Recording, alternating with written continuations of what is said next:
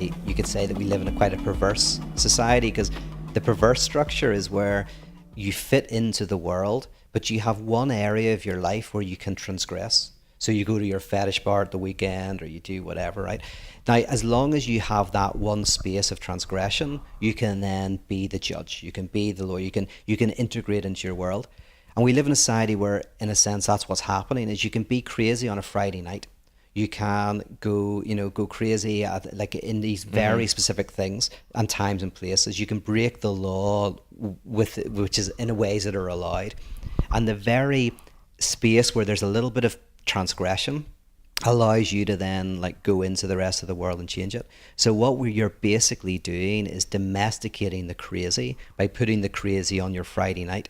So you have these people go, I go out and I get drunk and I have sex and I take drugs and I do this. I'm and I do crazy, I'm wild. You I gotta know, be working 9 a.m. Yeah, we stole cones from the street and put them on our heads, and it was like, we're you know, nuts. yeah, we're nuts. Cones on the street. Yeah, the ultimate transgressive activity. Dude, easy, man. We're trying to keep it family friendly. Yeah. Pete's talking about grabbing cones on the street. So what happens is, because that's actually allowable by society, because that's the gas release valve, the perverse structure where you're allowed to do the crazy on a Friday night, and then all week you just integrate back into the system that might be destructive to you and to everybody else. That's so funny. Yeah, it's like my Vegas thing where I'm always talking about how long have I been talking like, hey, we gotta go.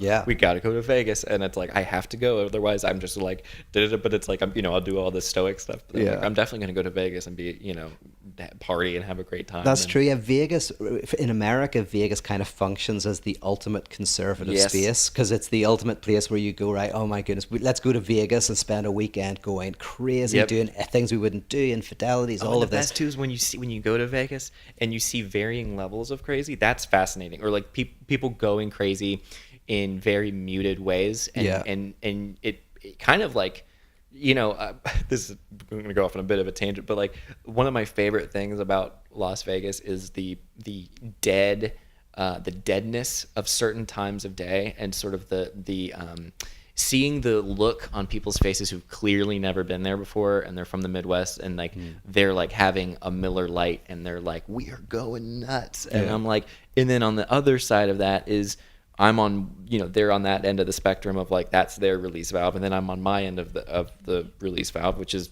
pretty like I like doing red snake on roulette. Doing red snake on roulette, basically, and drinking Jack and diets and having a great time, and then there's the ups. It's amazing that we have actually cracked roulette, by the way. Isn't that nuts? It's good. People don't know. Yeah, it's the red snake. Yeah, if you're can't listening, lose, and you're going to Vegas, you can just do the red snake on roulette, and you cannot lose. Don't tell the casinos about it. Like if they see you doing it, they're going to kick you out. They're going to ask you to leave, because it's just a surefire way of winning. Yeah, 100% of the time. The red snake is always. I think the red snake comes and goes like a snake, and it doesn't always work. It doesn't, but it feels that way, where it's like when it's working, man, it's always working. It's always working. The problem is when it's not working, it doesn't work. It never works. But when it's working, it always works. Oh, it's perfect. Yeah.